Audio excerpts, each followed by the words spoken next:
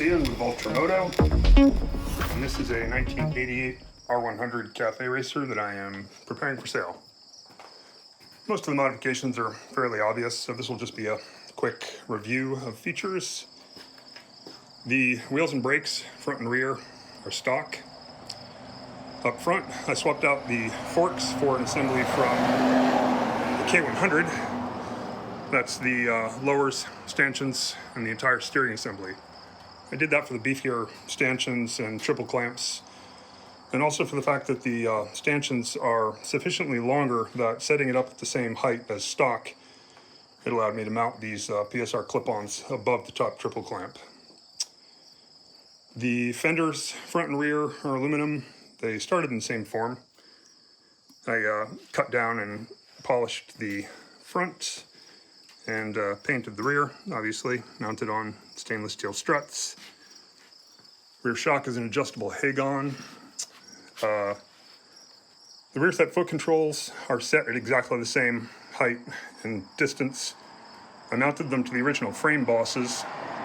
On this side, I subtracted the short bracket that lowers and puts the stock one slightly forward of that. On the left side, I used a modified foot peg mount from a /6/7 era bike. The reason I did that, again, mounted to the stock frame boss, I like to preserve main frames as much as possible, whenever possible, so that future owners can reconfigure the bike if they like. What else? Fueling. Added this Monza style gas cap from Euromoto Electrics. Has the lockable insert, which is not strictly necessary because it does have the gasket. Rebuilt the petcocks.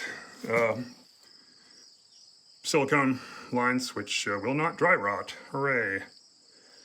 These glass filters are also from EME. The actual filter inserts are replaceable, so there will be a couple spares with that.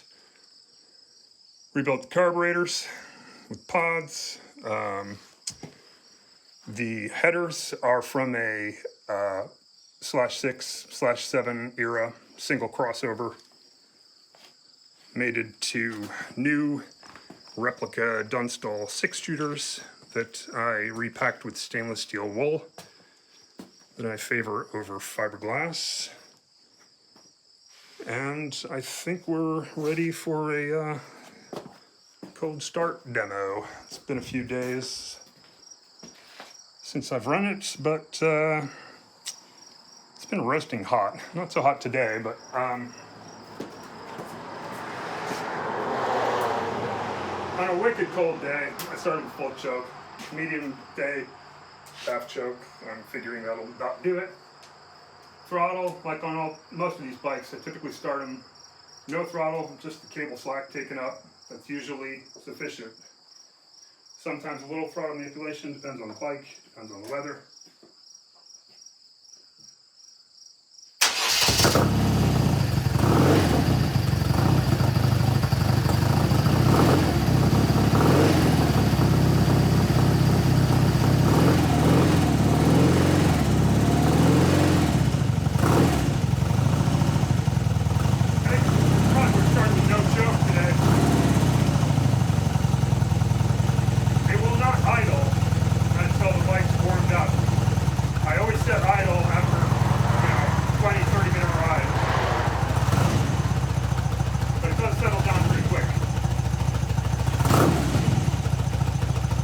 There you have it.